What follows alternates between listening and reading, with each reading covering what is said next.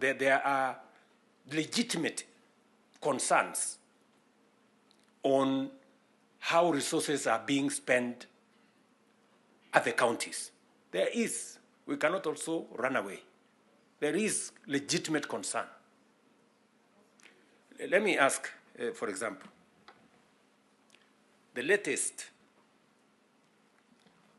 Sokohuru in the Senate.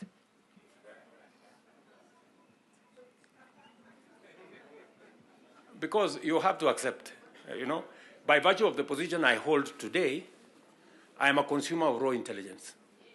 I know what's going on.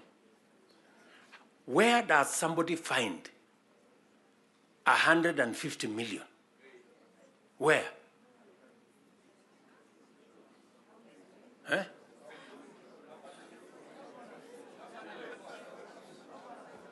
Is that his money?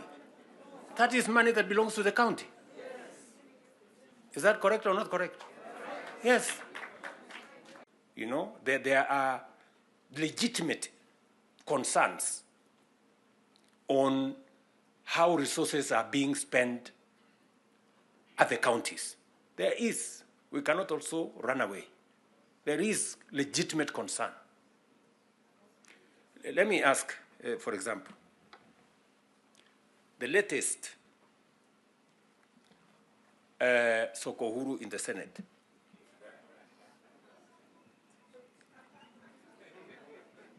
Because you have to accept, by virtue of the position I hold today, I am a consumer of raw intelligence.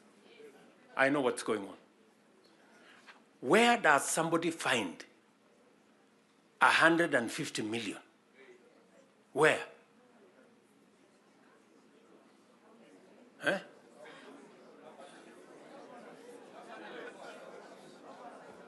Is that his money? That is money that belongs to the county. Is that correct or not correct?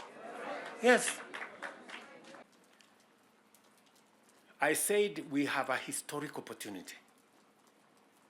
It is not always that protagonists come together to look at the greater interests of the country. But God has given us this opportunity.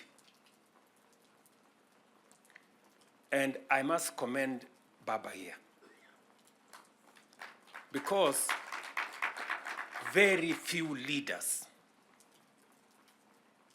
have the courage and the mettle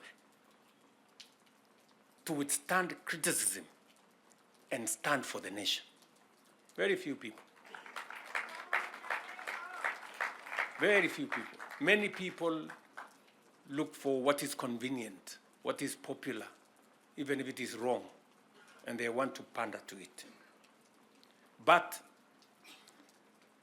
when a nation's destiny is at stake, you need statesmen, you need people who have the courage to put Kenya first and everything else secondary. We agreed that we must have a conversation on national debt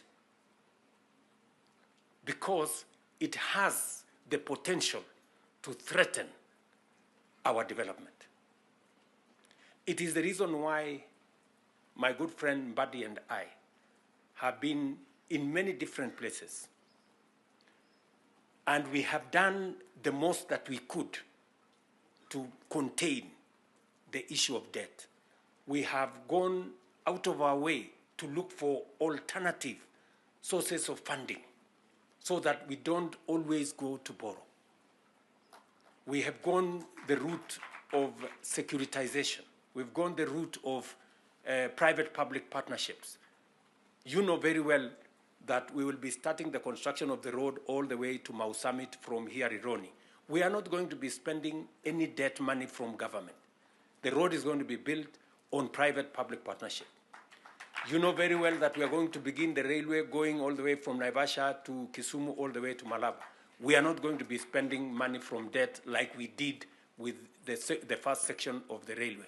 We are going to be using public-private partnership to do that road. And many others that we have, that we are thinking outside the box so that we can craft alternative mechanisms of delivering on public infrastructure or public goods without necessarily endangering the country with national debt. So we are working at it. It is part of the recommendation of the 10-point agenda that we must deal with.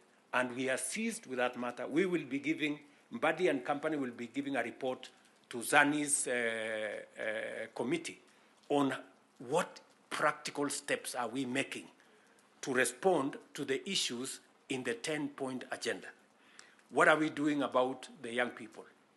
We will be able to tell Zani and the PG should be there to monitor what we are doing. Let me ask you, members of parliament who are seated here, do you, for example, know,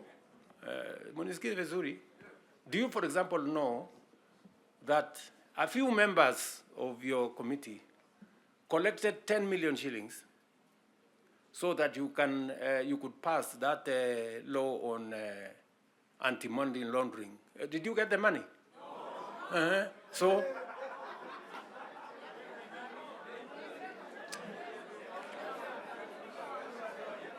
So,